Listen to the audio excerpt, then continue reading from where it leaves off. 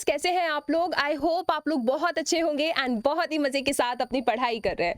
So students, मैं हूं शिवानी शर्मा, आपकी मैथमेटिक्स एजुकेटर, और आज के इस वीडियो में हम डिस्कस करने जा रहे हैं कि भाई सीबीएसई ने रिलीज कर दी है डेट शीट और आपके जो एग्जाम्स हैं वो कहीं ना कहीं मिड फेब में स्टार्ट हो जाएंगे।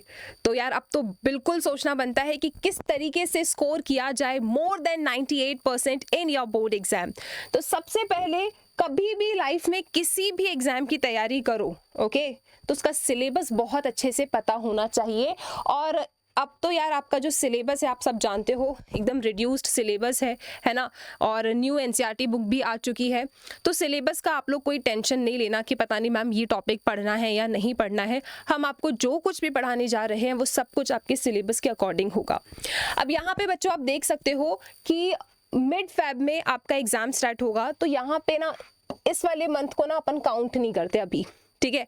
किस तरीके से हमें पढ़ना चाहिए, क्या हमारी स्ट्रैटेजी होनी चाहिए, तो ये सब हम डिस्कस करेंगे। लेकिन अभी फिलहाल एक काम करते हैं, फेब, क्योंकि मिड फेब में एग्जाम कहीं ना कहीं स्टार्ट होगा, तो यार फेब के मंथ को अपन अभी काउंट नहीं करते। देखा जाए तो हमारे पास कितना समय है, 1 2 3 4 5 6, हमारे पास 6 मंथ है, ठीक है। बीच में बहुत सारे फेस्टिवल्स भी आएंगे, तो बिल्कुल अच्छे तरीके से आप देख लेना कि अप्रॉक्सीमेटली कितना समय आपके पास है और किस तरीके से आपको पढ़ाई करनी है। ओके, चलो जी एक प्लान बनाते हैं, ठीक है। आपको पता है ये आपके चैप्टर्स हैं, कुछ 13 चैप्टर्स हैं आपके मैथ्स में। Chapter number 1 is relations and functions, okay, ITF, matrices, determinants, continuity and differentiability. मतलब यहाँ पे आप देख सकते हो चैप्टर नंबर 5 6 7 8 9 ये पूरा कैलकुलस का पोर्शन है।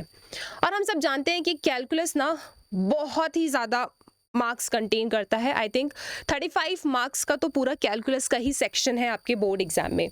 तो ये तो इतने खतरनाक चैप्टर है ना कि इनको तो आप गलती से भी ऐसे छोड़ मत देना और बहुत अच्छे से पढ़ना है इन्हें, ठीक है। आगे आप देखते हैं, next is vector algebra, 3D, LPP and probability. Simple chapters हैं।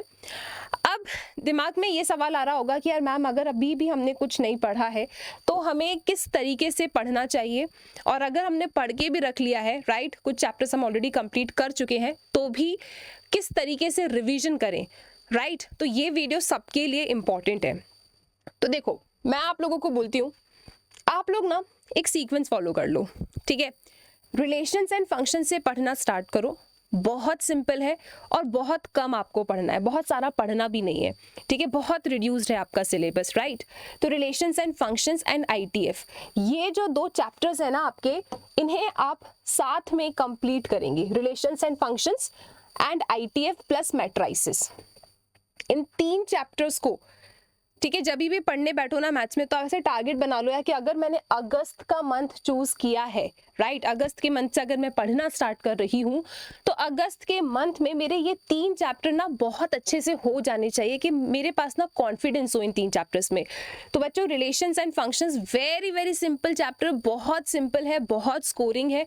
एंड साथ में आईटीएफ से भी ना बहुत खतरनाक क्वेश्चंस नहीं आते हैं, ठीक है। अभी आप आगे सेशन देखेंगे मेरे, उसमें मैं आपको जितने भी आईटीएफ मतलब इनवर्स ट्रिग्नोमेट्रिक फंक्शंस, उसमें जो भी इंपॉर्टेंट कंसेप्ट है, जैसा पास्ट ईयर में सवाल पूछा गया है, वो सब डिस्कस करा दूंगी। आपको बहुत सिंपल चैप्टर लगेगा ये।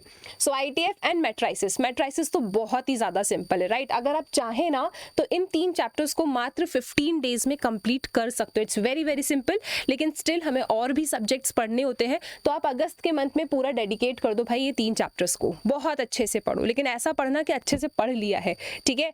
चलो फिर बात करते हैं डिटर्मिनेंट्स, बहुत सिंपल है। मैट्रिसेस के साथ ही ना आप तो अगस्त में इसको भी ले लो, ठीक है। ये 4 चैप्टर तो बच्चे अगस्त में हमको कंप्लीट कर लेना है, ठीक है, क्योंकि देखो कुछ भी नहीं है। मैट्रिसेस अगर आपने पढ़ा है, आप खुद ही बोलोगे कुछ है ही नहीं इस चैप्टर में। It's very very simple, addition, multiplication, ठीक है, सिमेट्रिक मैट्रिसेस, बहुत सिंपल है। तो आप एक काम करेंगे, ये जो 4 चैप्टर्स हैं, try to complete these 4 chapters in the month of August. अगस्त के मंथ में कंप्लीट कर लो इन्हें, ठीक है। फिर बात करते हैं सितंबर के मंथ में ना आपके पास आ रहा है कैलकुलस का पोर्शन, कंटिन्यूटी एंड डिफरेंशिएबिलिटी, ठीक है। अब ये जो चैप्टर्स हैं यहाँ पे, ये तो अच्छे वाले चैप्टर्स हैं, ठीक है। मतलब कंटिन्यूटी एंड डिफरेंशिएबिलिटी, डिफरेंशिएशन बहुत अच्छे से पढ़ना, ठीक है। यहाँ पे जितना टाइम आपको इन्वेस्ट करना पड़े ना, आप ये मत सोचना कि मैम मैंने सिर्फ चैप्टर नंबर 5 में 20 दिन वेस्ट कर दिए। वो वेस्ट नहीं होगा बच्चों, वो आपका इन्वेस्टमेंट होगा, क्योंकि ये अगर स्ट्रॉन्ग कर लिया चैप्टर नंबर 5, देन आपको यहाँ आगे प्रॉब्लम नहीं जाएगी, ठीक है। तो बहुत अच्छे से आप टाइम इन्वेस्ट करना अपने कंटिन्यूटी एंड डिफरेंशिएबिलिटी वाले चैप्टर में, ठीक है। 15 डेज हो जाएगा, बहुत अच्छे से हो जाएगा।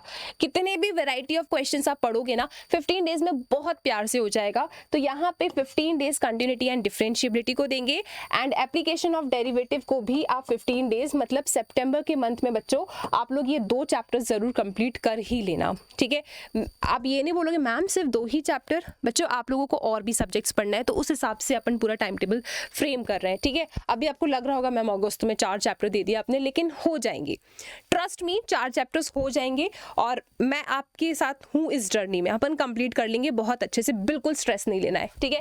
लेकिन यहाँ पे यस बहुत सारा टाइम इन्वेस्ट करने की जरूरत है। So 15 days this chapter, 15 days this chapter, total सितंबर में आपको अपना कंटिन्यूटी एंड डिफरेंशिएबिलिटी एंड साथ में एओडी कंप्लीट कर लेना है।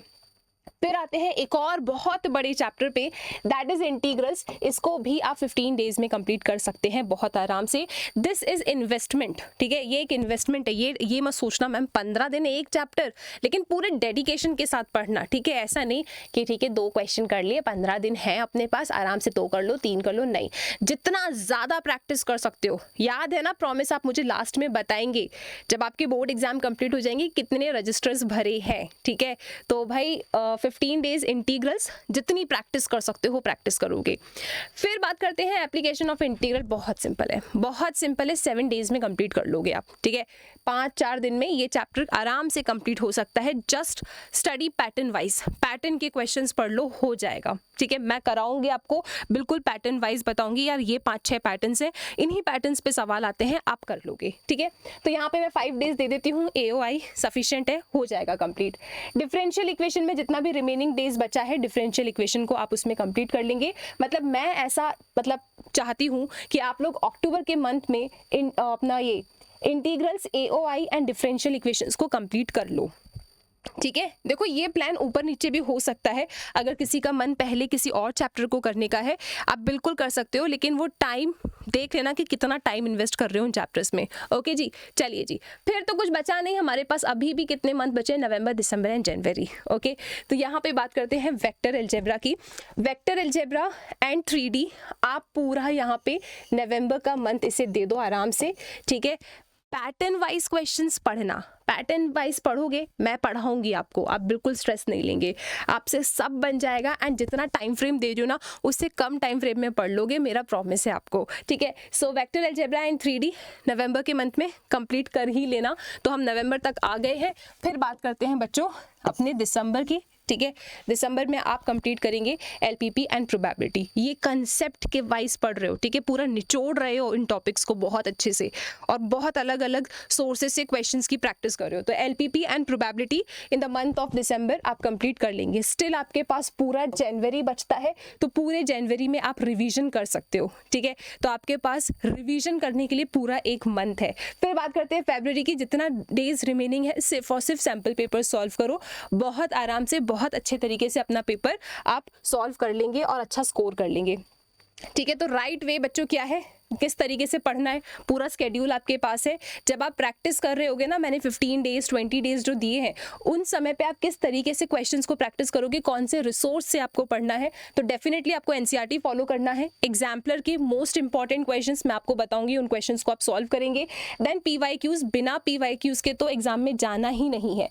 एटलीस्ट लास्ट 10 ईयर्स के पेपर जरूर जरूर जरूर सॉल्व कर लेना है आपको, ठीक है। मोस्ट इंपॉर्टेंट क्वेश्चंस मैं आपको सॉल्व करवाऊंगी, उन्हें आप सॉल्व करेंगे, सारे वीडियोस आपको मिलेंगे, राइट। एंड लास्ट में सैंपल पेपर्स सफिशिएंट है, बहुत अच्छा स्कोर करोगे, ठीक है। बिल्कुल ट्रस्ट करो, बहुत ही ज़्यादा अच्छा स्कोर करोगे। तो बेटा ये एक स्ट्रैटेजी है, ओके। इस स्ट्रैटेजी को फॉलो करने की कोशिश करें आप लोग, और बस मन लगा के ना पढ़ाई कर लो। लास्ट में जो सबसे ज़्यादा इंपॉर्टेंट होता है वो है कि आप कितने डेडिकेशन से पढ़ रहे हो और कितने कंसिस्टेंट हो। तो रोज़ पढ़ना है, अच्छे से प्रैक्टिस करना है, एंड यस अपने आप को इवैल्यूएट करने के लिए टेस्ट भी देना है। बाकी कोई भी अगर आपको प्रॉब्लम है तो हम सब हैं आपके साथ, आप डेफिनेटली बताइएगा, और बहुत बहुत बहुत अच्छे से पढ़ के अच्छा स्कोर करेंगे। Till then students, take care.